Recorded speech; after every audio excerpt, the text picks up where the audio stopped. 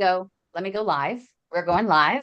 We're going to get underway in just a few moments. So everyone, just go ahead and stay muted. And we are going to go live in a moment with a really special story of a young lady who is not only fighting for her family's lives, but that of others. So you want to stay tuned for this episode of The Heart of Innovation. We are going to turn it over to our producers, our new producer, Chris. Chris, say hello to everyone out there. You're going to be the voice of God. Yikes. I know, right? That's such a complex to give someone, right? But we're going to go live in just a moment. Group. KDOW, Palo Alto. Streaming at KDOW.biz. On our mobile app, iHeart, TuneIn, and the Odyssey app. If you can't find us wherever you go, you're just not trying. AM 1220 KDOW. Sponsored by The Way to My Heart Incorporated.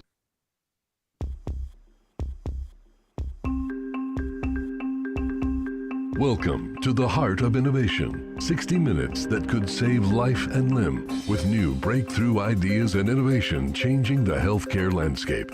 Brought to you by Patient Advocacy Group, the Global PAD Association at padhelp.org, in partnership with Reflow Medical, the pulse of medical ingenuity.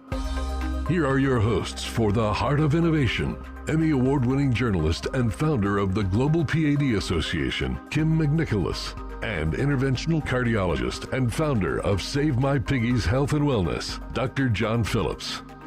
Hi, everyone, and welcome to the show.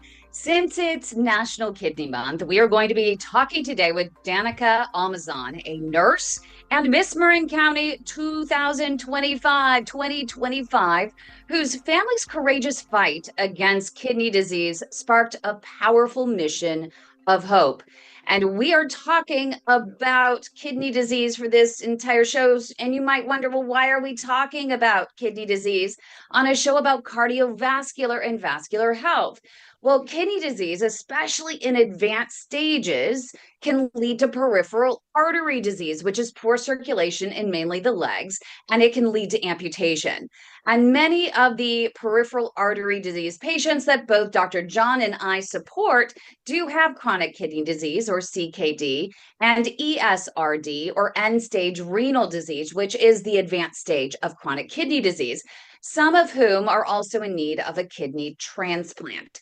So we feel that we have to get the word out there on the importance of kidney health, as well as raising awareness that all kidney disease patients should be checked for peripheral artery disease and to find a doctor who specializes in opening those very small arteries below the knee and into the foot, which is where, as Dr. John will attest to, it's where kidney disease patients are typically stricken with PAD, right, Dr. John? Indeed. Happy Saturday. Hope you're doing Saturday. well. Sorry, my voice is a little rough. Just trying to get through a head cold. But nonetheless, yeah, so a very important topic to touch on. Folks that have kidney dysfunction, meaning their kidneys aren't working well, leads to lots of issues. One of the biggest ones that we kind of see as peripheral interventionalists is the significant blocking of the arteries below the knee. Oftentimes they become very calcified. And in fact, this past week I was treating a gentleman who had chronic kidney disease and very calcified vessels, and it was really an uphill battle. So it's important to recognize it.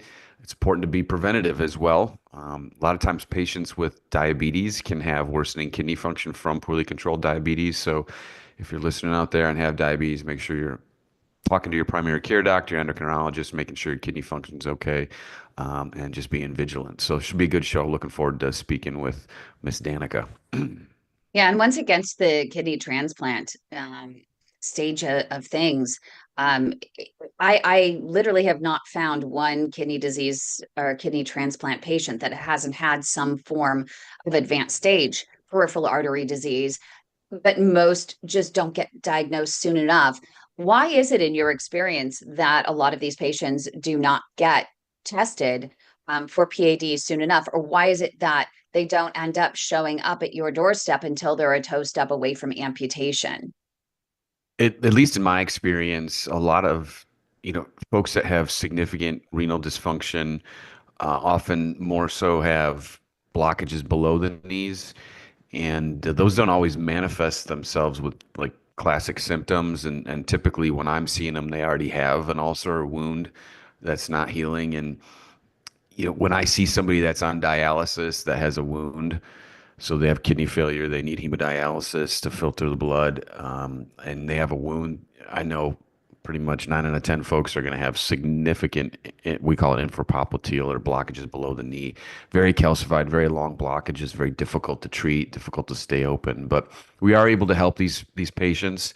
But it is, I think it's at least one of the worst kind of diagnoses that I see that have severe PAD, and oftentimes those patients do require minor amputations because they not only have blockages below the knee, but above the ankle, but also below the ankle. So very severe small vessel disease as well, which makes it hard to get blood flow to the distal tips of the foot, including the piggies.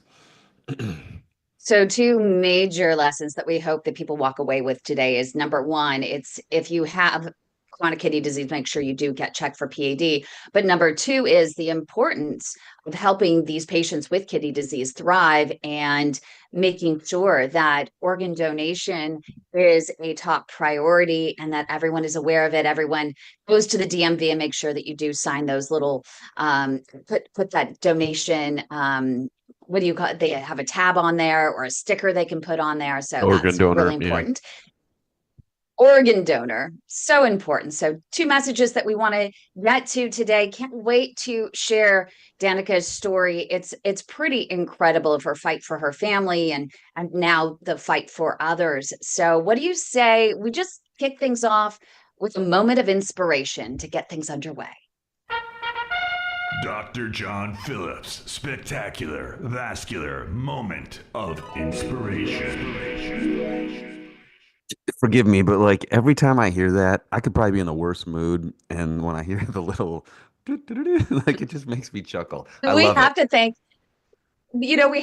since Mike's here right now, one of the producers over at KDOW, he's the one who did that. I know. That was his brainchild.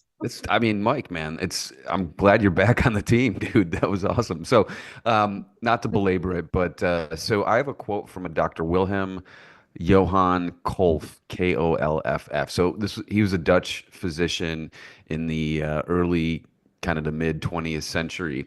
So he actually is credited with creating hemodialysis or one of the first functioning dialysis machines in the 1940s. And so his work kind of laid the foundation for modern dialysis. So I thought that was germane. So he's also kind of known as the father of artificial organs. So he worked on a total artificial heart Cleveland Clinic, and I think he got a Nobel Prize for it. But anyway, he's quoted as saying, if a man can grow a heart, he can build one. So talk about, innovation, like, hey, let's go for it and build some artificial organs. So back in the 1940s, he was working on that. So I thought that was an interesting quote. If a man can grow a heart, he can build one. I'm curious. I see Danica already. She's nodding there. Danica, it sounds like you agree. That's music to your ears, isn't it?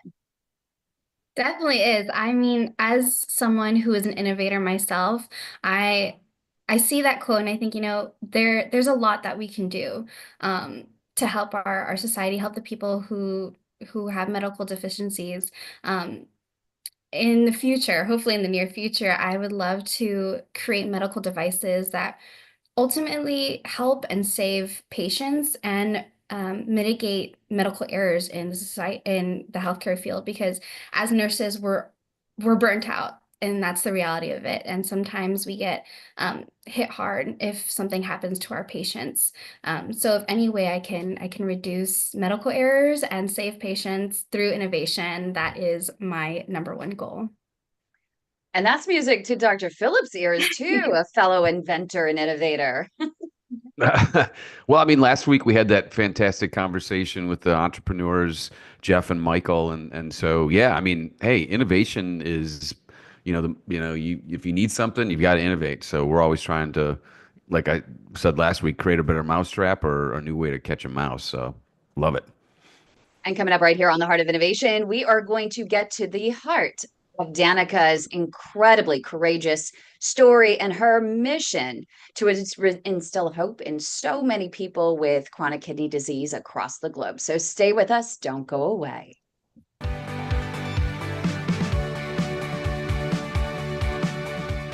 Leg health can indicate risk for heart attack, stroke, and amputation. If you have leg pain or leg Okay, cramps we while are walking, clear. check for peripheral And artery so we disease. are still CAD. live CAD on the is a web. buildup So all mainly of in the the leg folks artery. that are If on you're the asking web physicians are for an seeing our behind the anti-peripheral scenes. test, We are airing on typically recommend KDOW whether right you now. doctor You can go to kdow.biz if you want to hear all those commercials too. 12:20 a.m. on the dial in the San Francisco Bay Area.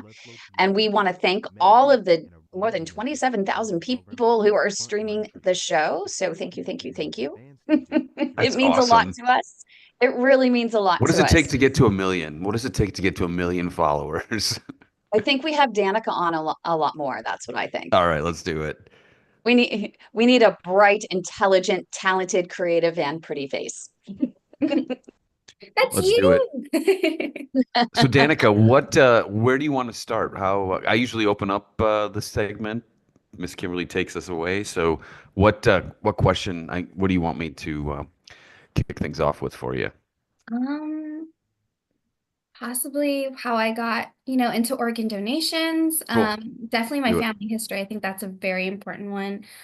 It all kind of mushes together in a way. They all relate, but yeah, just somewhere around there. Okay, cool. Like how you got interested in this whole thing.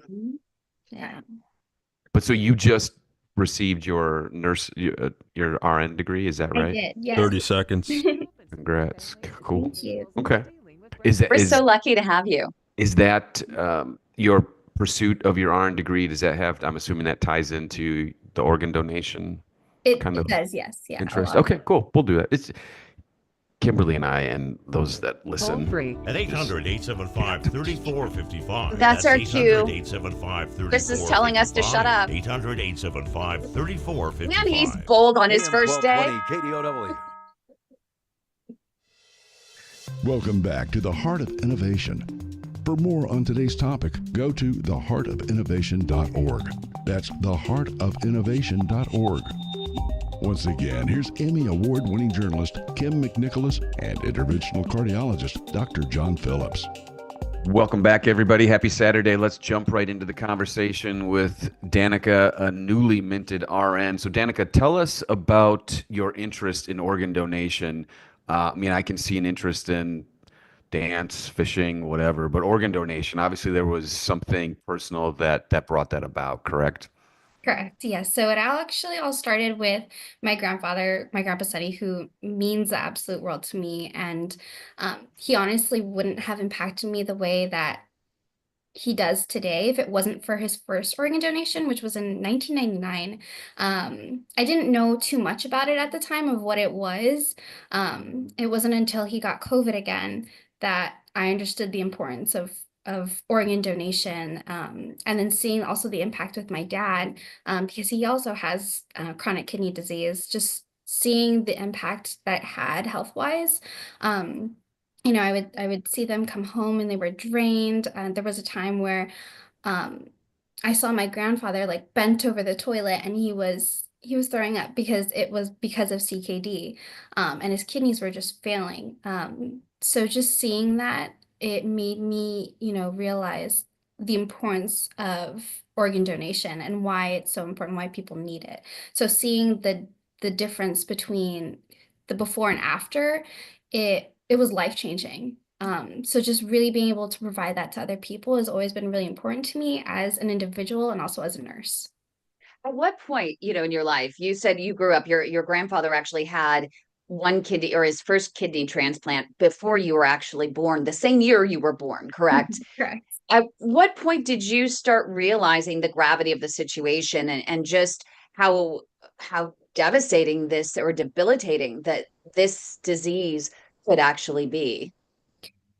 I would say it was sort of like kind of up and down throughout his life. So my grandfather, before he got COVID and that took over his kidneys, he was full of life. He was always cracking jokes. He loves dad jokes, and I think that's where I get it from.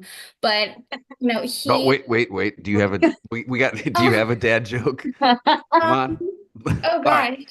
Think of one, and then we'll get back to it. I do have one if you want to hear it. All right, let's hear it. Is that okay, Kym? Oh, yeah. What Lighten the do situation. It's a really tough subject. So when you can brighten the room, it's always a good thing. Kim probably, as soon as you said dad joke, Kim's probably like, he's going to ask her. I know he is. okay, it's a meh one, but what do mermaids wash their fins with? Mermaids wash their fins with. Tide. It's a good one. That actually is really good. I was thinking more of the wax, trying to figure out wax on, wax off. Yeah, that's awesome. Okay, sorry to derail you. I'm No, sorry. it's okay. A little squidding. The tide's good. Tide's good. Okay. So back to all seriousness. Oh, what was your question again? Sorry. Sorry, I got kind of derailed. But you were saying just how your grandfather was full of life, and that's where you get a lot of your sense of humor from, and then it's just something seemed to turn in him, and he became not his normal funny dad joke self. Yeah, so I think that's where I realized, the importance of organ donation, but also the effects of what kidney disease can do. Because once he was diagnosed, and he started to go downhill, like he wasn't himself, he wasn't joking around, he would give bland answers. He wasn't the sunny person that I used to know. And then when he started dialysis, it got even worse. Dialysis patients have to go in about, I think, 3 days a week for about 4 hours, and that's draining in itself. Even though he would like come back home, he would just rest the entire day, and then couldn't travel as much. Even if we were at family parties, he was still resting in the room. So it really took a toll on, not just him, but a lot of us, because we couldn't have that interaction with him. But after the kidney donation, immediately after, it was like night and day. He was cracking his jokes again. He was walking around, and he was just so full of life. And that really shows the importance and the difference organ donations can make. Can you talk about that process and that search for a kidney donor? So we were a little worried because when he was diagnosed, he was running out of options. They had him on hemodialysis and the catheter that was close to his heart, but typically the doctors don't want that for over a year, and he was pushing past that limit. So after that year, they got him on peritoneal dialysis, but unfortunately, he wasn't responding to it that well. And then it came to a point where one of the last options was the AV fistula, but the doctors had literally told us, if we put him on this, it's just a death sentence because he's not responding well. So ultimately, the last option was the transplant.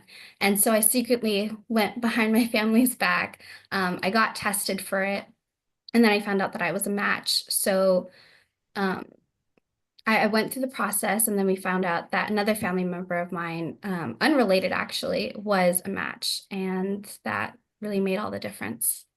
But I want to go back to this. See, were your parents on board with you being a potential donor and going through the process of getting tested and possibly becoming one? At first, I had asked, and of course they said no. So I had to schedule an appointment with my grandfather at this one time, and I remember seeing a link to the transplant process. And so I sent that to myself, and then that's how I got on board with the transplant process. And I remember I couldn't keep it for long because there was one test. I had gone through the blood test, I've gone through urine tests, and there was one particular test where I believe it was a creatinine test. And they sent me home with this big orange jug that I had to pee in for the next 24 hours. They said you have to keep it on ice.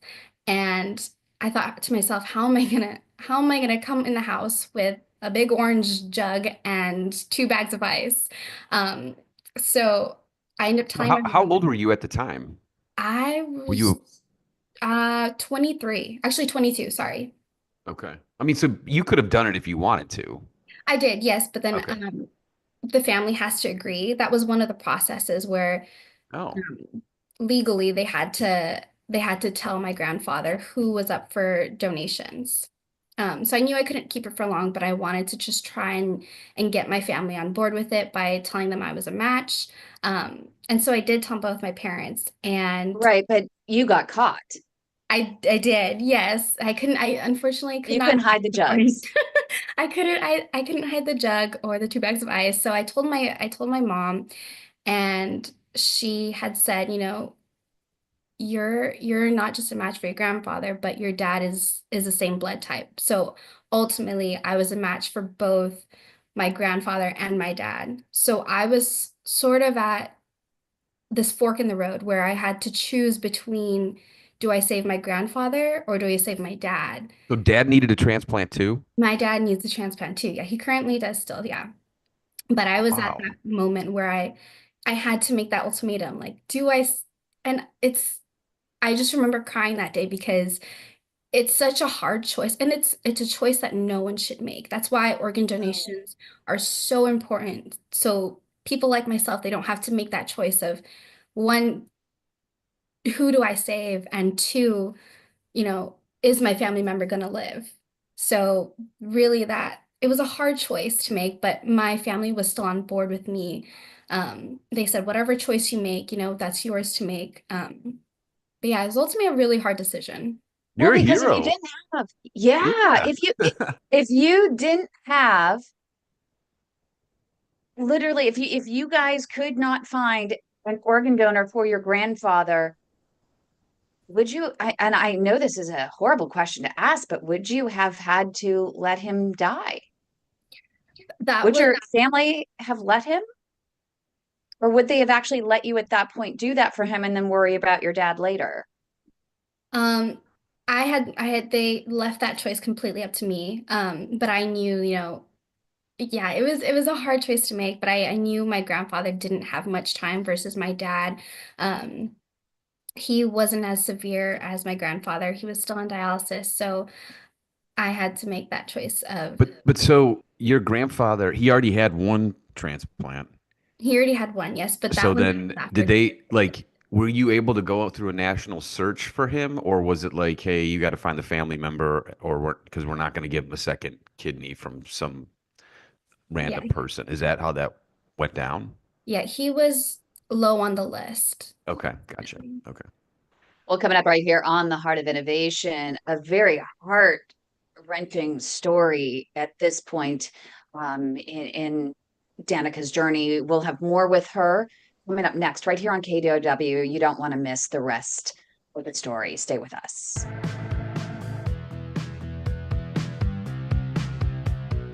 3 years ago, my symptoms started with leg pain and leg cramps Wow. while walking. Paul Harvey, the rest of the story. Wow.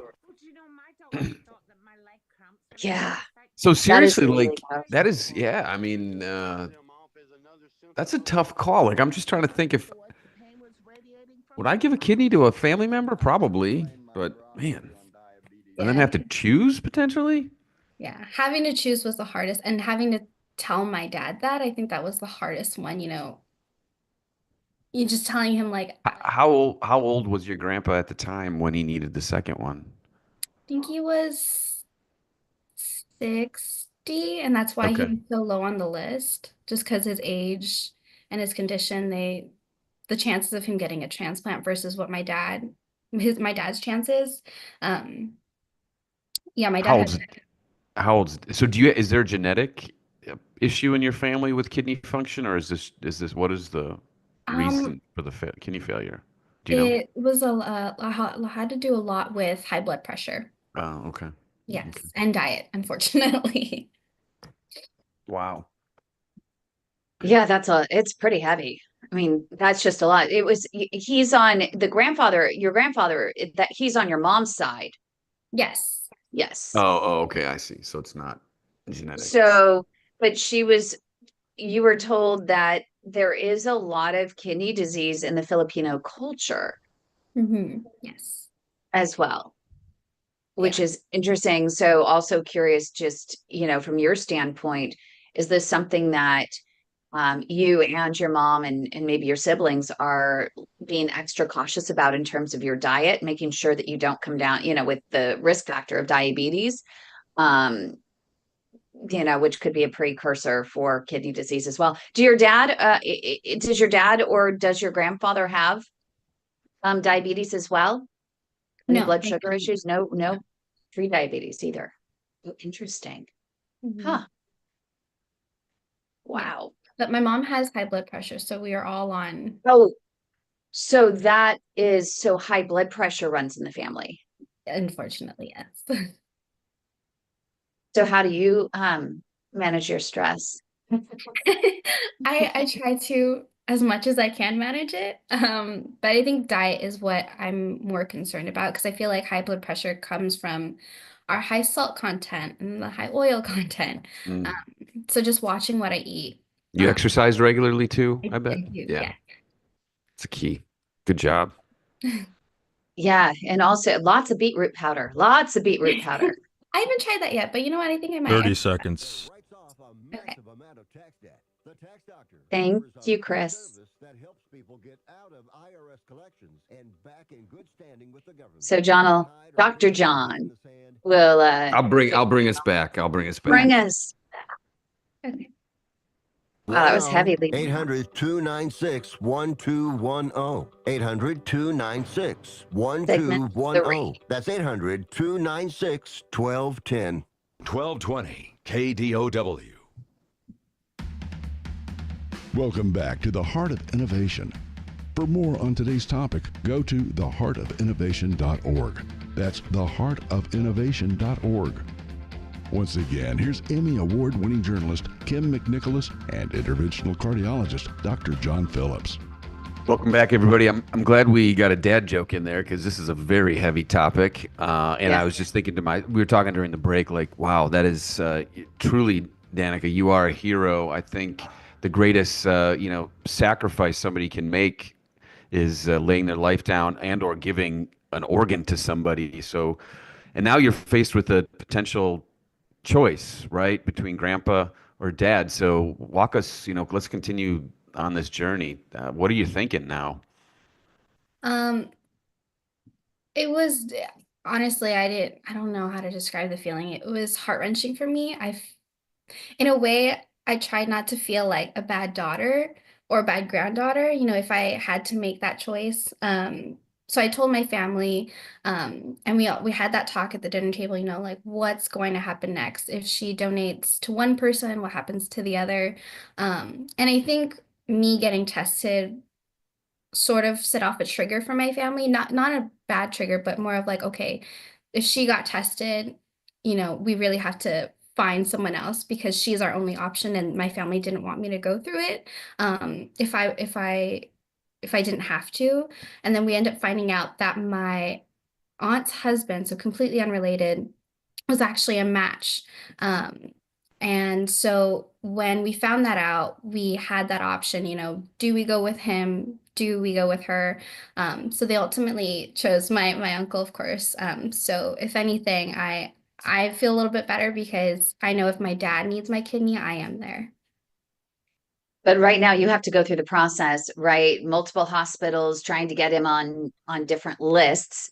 But at least it's comforting to know that if you are needed, you can and will step in. Yes, of course. And so what was it like also? I know you're speaking kind of for someone else, but what was it like for your uncle? Was it just a no-brainer with him to be like, shoot, I'm a match. Go for it. Let's do it. Yeah, thankfully for him, he's been in our family for quite a while. So he really saw my grandfather as a dad. Like that's the impact my grandfather had made on so many lives. So when he was called and he was matched, he first said, it's a no-brainer.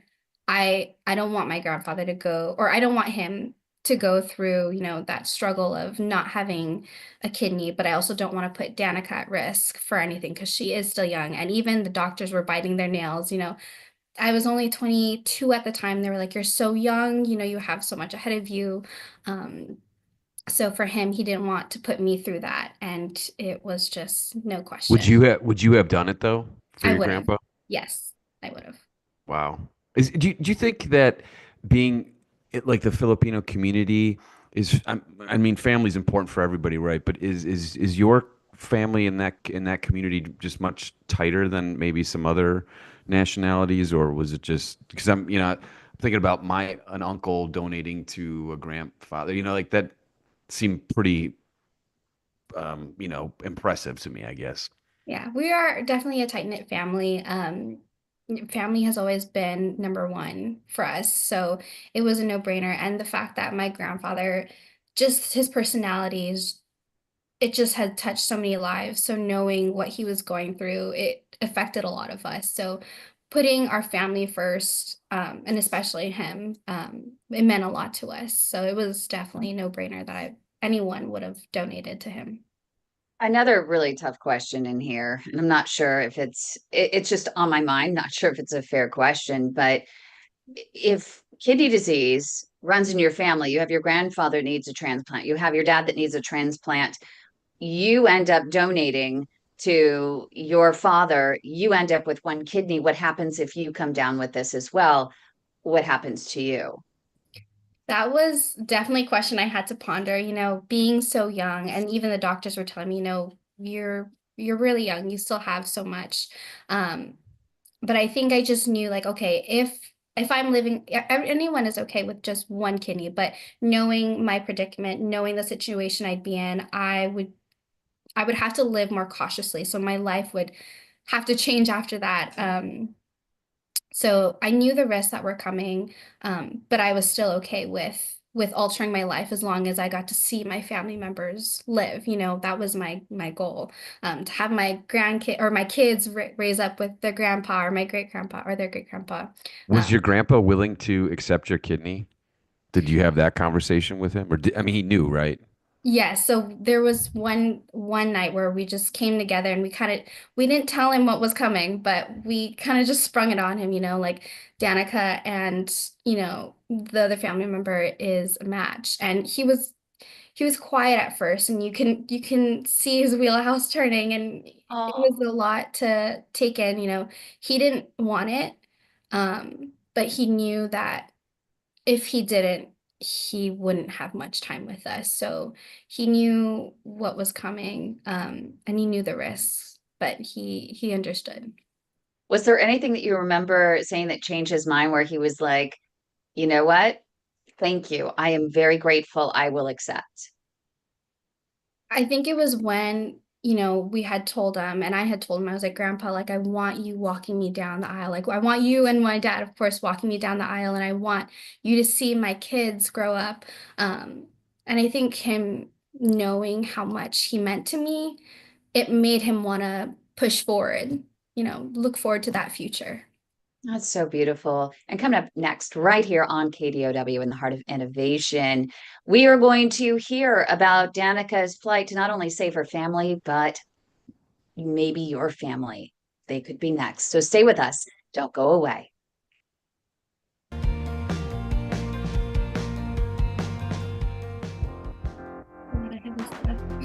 Oh. You can tell this is I can hear your voice crack a little bit. This is obviously pretty hard and very emotional. Yeah. I'm curious. So your grandpa said, yes, Danica, I will take your kidney if push Yes, comes to shove. When I was the only option, Yeah. yes. And then, well, we didn't tell him exactly. It was sort of just like, oh, what if I'm a kidney, donor? And I already knew at the time that I was a match. At first he was like, no, but then he realized the importance of it. Yeah. Wow. So have you ever had this in-depth of a discussion about this situation before? No, I've never had to talk about it. I never really told anyone that I had to make that ultimatum, and really speaking about it, it kind of hit me. I wasn't really expecting.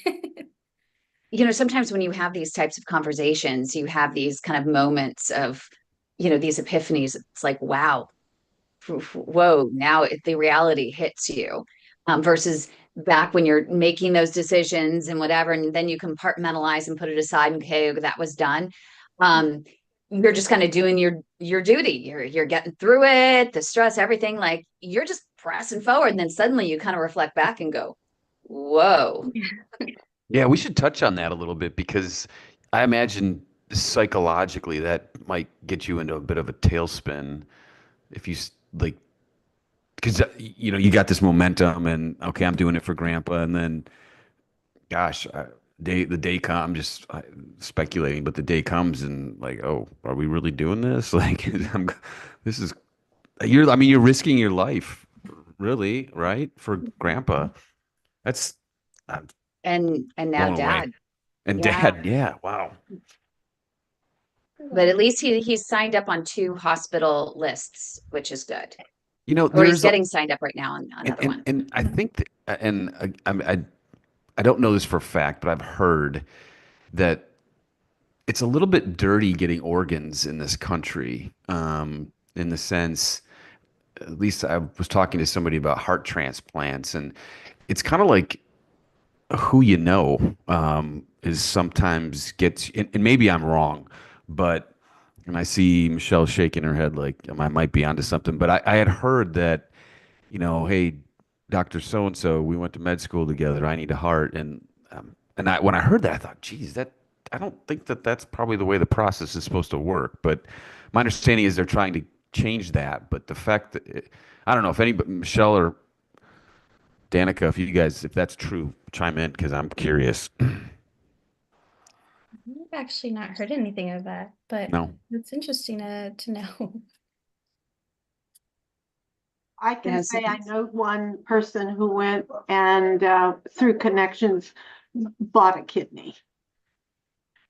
And that really pissed me off.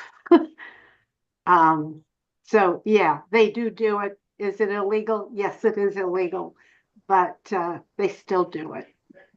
Wow, we actually have Charles as well, because Michelle, you may need one at some point, and we have Charles that's also here that actually has had one. Curious, just even. I have a donor. And you have a donor all set up. 30 seconds. Oh yeah. Wow, it might be interesting to bring both of them in at some point just to ask them about hearing Danica's story and what sparks in them. I'll leave it to you, Dr. John. You're taking us back. You're in charge. Second act was a 45-year-old champion. All right. Was 76 years old. He was also quite a businessman. This is SRN News. AM 1220 KDOW. Welcome back to the Heart of Innovation. For more on today's topic, go to theheartofinnovation.org. That's theheartofinnovation.org. Once again, here's Emmy Award-winning journalist Kym McNicholas and interventional cardiologist Dr. John Phillips. Welcome back, everyone. Thank you for joining us. So I'm getting with I got to give a shout out to Reflow Medical, and I'm getting with the flow here with Danica's story. So Grandpa got his kidney. Okay, he's doing well, presumably, and Dad's still up in the air, and you are on the list if he needs it. Correct? Or share it with us where your dad is in this journey. So currently, he's on El Camino's list for transplant, but he's also trying to get signed up with the Mayo Clinic in Arizona. So they're actually flying out next week to hopefully get him on that list. But I had asked him, I'm available now. Like, what's the next move? And he said, I don't want your kidney. I mean, it is hard for him to, trying to accept, taking that away from your child. It's, in his perspective, it's very difficult, which I completely understand. But if it ever gets to a point where, he's no longer responding to dialysis or things get worse, he says that if push comes to shove, he will take the kidney. How did you go from I am on a mission to save the life of my family members to saying, you know what, this is a bigger problem than just me and my family. I have to set out and actually create the change I want to see for a problem across the globe? Yeah, it really had to stem from my family, seeing the hardships of kidney disease, but also knowing the chances of people receiving a transplant. It's sometimes people die waiting. And I currently work in a hospital, and I've seen patients pass because they're just waiting. So it's really important just to get that out there, and if you have a chance to save a life, wouldn't you want your last act to be life-changing and life-saving? So just really getting that word out there, the impact that it can make on not just on the patient, but the family as well, it really makes difference. And I actually interviewed someone who was an organ recipient, and she had said something that really meant a lot to me. She had said that organ donations aren't a one-to-one thing. It's a family-to-family connection. And just really getting that out there and having people understand the importance of it is always important to me, because I've seen it with my family, and I want other people to have that chance with their family too. And so what are you doing to help spread awareness for kidney health and the importance of organ donation? Yes, so I am advocating for organ donations constantly, just interviewing people who have that experience of either receiving or donating an organ, but also working with Donate Life America to really get the word out there and get people signed up in the importance of organ donation. And what does it mean to you to be a part of the Miss America organization, which now has a connection with the American Heart Association, and being, coming up in the ranks there as Miss Marin County 2024 and 25. And you are going to be going for hit the next rung of the ladder, which is Miss California, for ultimately that shot to be able to become Miss America and work directly with the American Heart Association on a mission such as this, because people who are at risk, as we mentioned in the beginning, people with kidney disease are at high risk of vascular and cardiovascular disease. Yeah, so it really means a lot to me that the Miss America is partnering with the American Heart Association, because heart disease is the #1 killer in women in America. And it's, having that same mission to not only change and inspire lives, but to also save them means a lot to me. And that's something that I hope to continue, not just as Miss Marin County, but also Miss California, and hopefully one day Miss America, but really ultimately saving lives.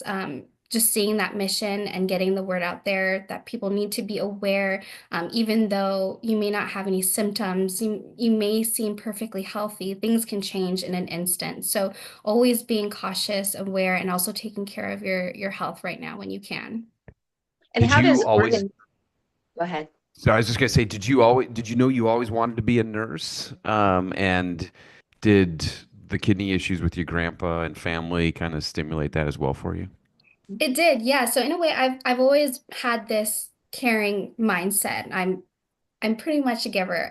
So just always giving my time to people and helping them. I initially wanted to be a veterinarian, which I know is random. I've got 3 little dogs. So, but being able to connect with them and hearing their symptoms, it's a little difficult compared to humans. So eventually I do want to become a pediatric nurse, because I do love kids.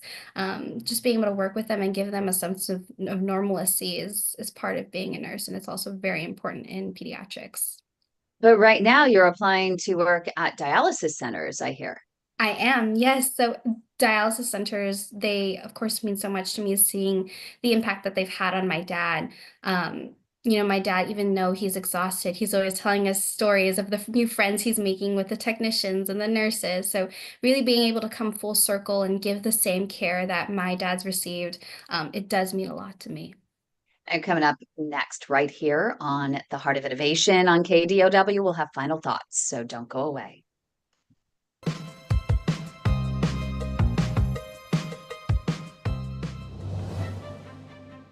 Since Charles isn't here, we should probably, since Kidney Month again, we should probably have Charles come on again and share his story and that whole. Now that I have the whole different understanding and perspective of the whole process.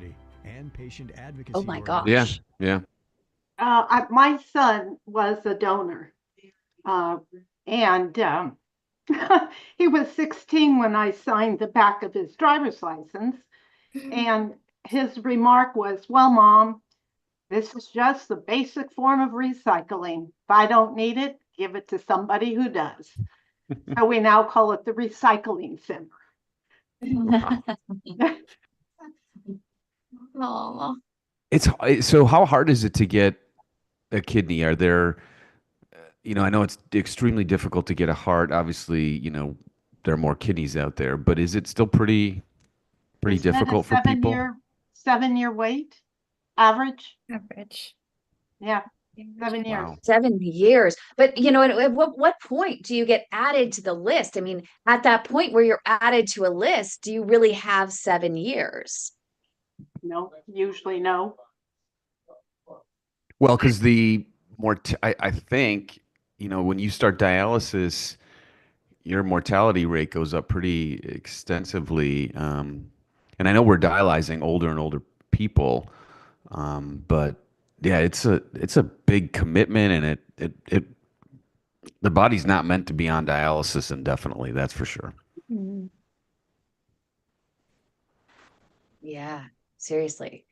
So coming into the last segment, we have about 4 minutes. That's it.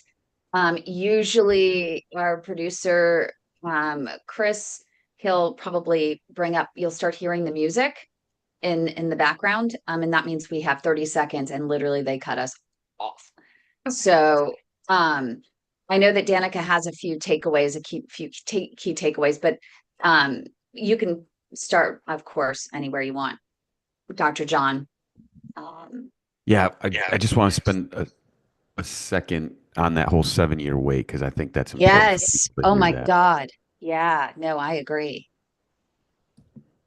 And then, you can go, okay, in the end, Dr. John, Charles just put in there, you can go to organdonor.gov to be a donor. Oh, okay. He was on, so Charles was on for 9 years on dialysis. And it really stresses the heart. It'd be interesting to do an entire show just on the dialysis process, because I just don't understand it, and the whole AV fistula. And it just would be interesting if you have someone that could do an entire show with us, educating us on that process. I think that would be really interesting. Yeah, because there's a lot of the fistula, there's a lot of maintenance. They clot, they narrow. Yeah. I mean, it is a tough hill to climb being on dialysis. Yeah. Charles, you're not on dialysis, right, anymore? Because he had his transplant, so he's good. I'm just curious, what it's like to maintain. Was it his other kidney? So he had one transplanted and then the other kidney went down? 20 seconds. Foundation for success. Thank you, We've Chris. got great news. Right So now was on our that website, you'll find tools one? about So that was your one. He had celebrating so he had his other kidney transplanted. So he had the first Learn one more before and you were explore our born, and list then of the other participating kidney schools went down. at Oh, okay. KDOW.biz. So the transplanted one is good. 1220 Yes. KDOW. Welcome back to the Heart of Innovation. For more on today's topic, go to theheartofinnovation.org. That's theheartofinnovation.org. Once again, here's Emmy Award-winning journalist Kym McNicholas and interventional cardiologist Dr. John Phillips. Welcome back, everybody. We've got 4 minutes left. Excellent show. So real quick, Danica, before you give us your final thoughts, how long is the wait list on average for a kidney now in the U.S.? Average is 7 years. Wow. And at what point do they get put on the list? There must be a trigger that would allow them, right? You have parameters for that. Yes, so it depends on the severity of their condition, and then also other factors as well, how involved you are, your weight. They do a bunch of tests before they put you on the transplant and you get approved. Yeah, that weight we heard from a couple of other patients is really a big factor, because there's a lot that goes into it. You can't be above a certain weight, but typically, can these patients wait 7 years? That's a long time. It is, yeah. So honestly, my dad's been on it for 5 years now, and we're still waiting. So the wait can be tedious, and it's very long. And I bet dialysis too is so taxing on the body, and I yeah. mean, I don't. That's a long time to be on dialysis as well. So we talked about it during the break. It's tough. It's very tough. It is. And it must be frustrating to watch. I mean, the decline, through that process of waiting. Yeah, not only do you see him decline, but it's also taxing on my family as well. My mom, she's had to give up a lot, as well as us. We're all limited to where we can go. So it's been very hard. So what are your final thoughts, your final takeaways for those who are watching right now? Is there a message that you'd like to get out? Yes, of course. So if you have chronic kidney disease, please get checked for PAD because you are at risks. And people who should be getting checked for CKD, if you have diabetes, if you have high blood pressure like my family has, or if you have a history, please go get checked if you can. And then lastly, if you can, and if you haven't yet, please sign up to be an organ donor. It really means a lot, and it is a family-to-family connection, and you can potentially save a life. And if you would like to help me on my journey to save lives, please follow me at Miss Marin County on Instagram. And thank you so much for everyone for having me. So when's the Miss America? Is it Miss America? Miss California. Oh, so when's that at? When's Miss California? June 16th to June 21st. Good luck. Good luck. Thank you so Yeah. much. Rooting for you. And if you want to be an organ donor, you can go to www.organdonor.gov. You can also make sure that it's on your driver's license as well the next time you go to the DMV. Thank you so much, Danica, for all of your courage and sharing your story. I think you're going to have a huge impact just in being here, in helping people to make that decision to become an organ donor, but also to be checked early on if they have the risk factors for chronic kidney disease, and also for those with chronic kidney disease to get checked for PAD, that poor circulation in the legs. Thank you, everyone, for joining us. Hopefully you learned a lot and enjoyed her story. Have a great weekend, everyone. Thanks, everybody. Thank you, everyone. You've been listening to The Heart of Innovation with Emmy Award-winning journalist